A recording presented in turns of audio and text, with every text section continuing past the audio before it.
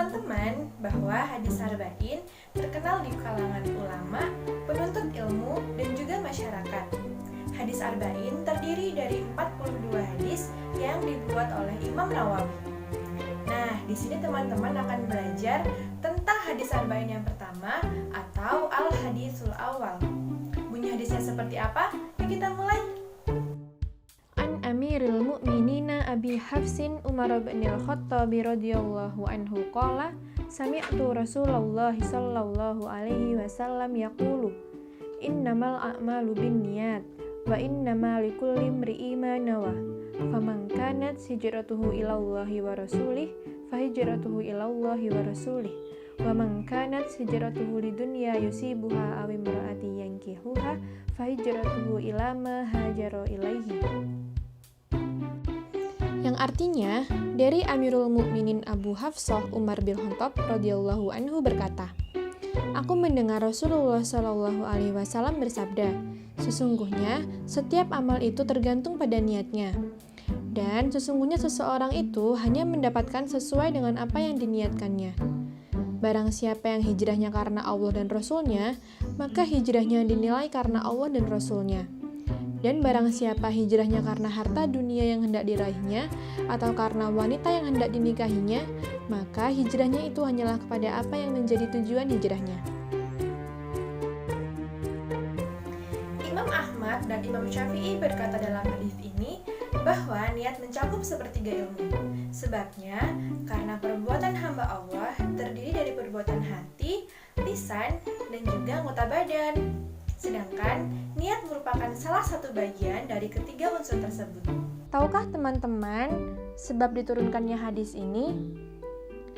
Jadi, pada tahun 622 Masehi, Rasulullah Shallallahu alaihi wasallam berhijrah dari Mekah ke Madinah bersama Abu Bakar dan para pengikutnya. Hal ini dikarenakan pada saat itu keadaan di kota Mekah sangat terdesak, diboikot, dan berujung pada rencana pembunuhan Rasulullah Shallallahu alaihi wasallam. Ketika peristiwa hijrah ini, Rasulullah mengetahui bahwa ada seorang laki-laki yang sebenarnya tidak ingin ikut berhijrah. Rasulullah pun tahu alasan hingga akhirnya laki-laki tersebut memutuskan untuk ikut berhijrah. Dengan bersusah payah menempuh jarak 320 km berjalan kaki ke utara kota Mekah di tengah gurun gersang dan di bawah terik matahari paling panas di bumi. Ternyata, laki-laki ini ingin sekali menikahi seorang wanita di Madinah, sehingga tujuan hijrahnya bukanlah untuk mencari ridha Allah dan menyelamatkan keimanannya, melainkan karena ada wanita yang ingin dinikahi bernama Ummu Qais. Oleh sebab itu, laki-laki ini akhirnya dijuluki dengan Muhajir Ummu Qais. Di dalam hadis ini terdapat banyak sekali manfaat yang bisa kita ambil loh.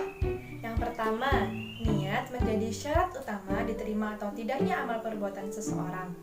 Dan amal ibadah tidak akan menghasilkan pahala kecuali berdasarkan niatnya.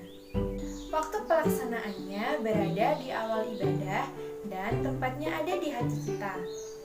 Nah, jadi sebelum kita semua melakukan ibadah seperti berwudu, sholat, dan lain sebagainya, hendaknya kita berniat terlebih dahulu ya. Ikhlas dan membebaskan niat semata-mata karena Allah dituntut pada semua amal soleh dan ibadah.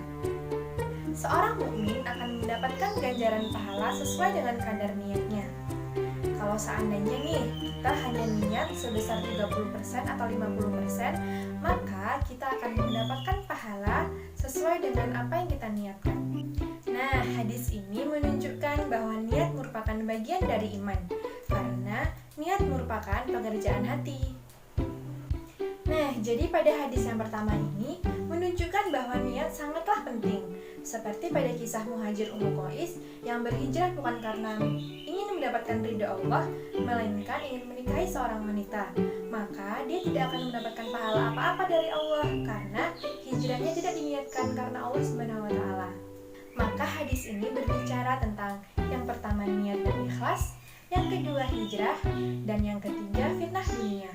Karena Muhajir Ummu Qais berhijrah bukan karena ridha Allah Subhanahu wa taala, melainkan karena seorang wanita.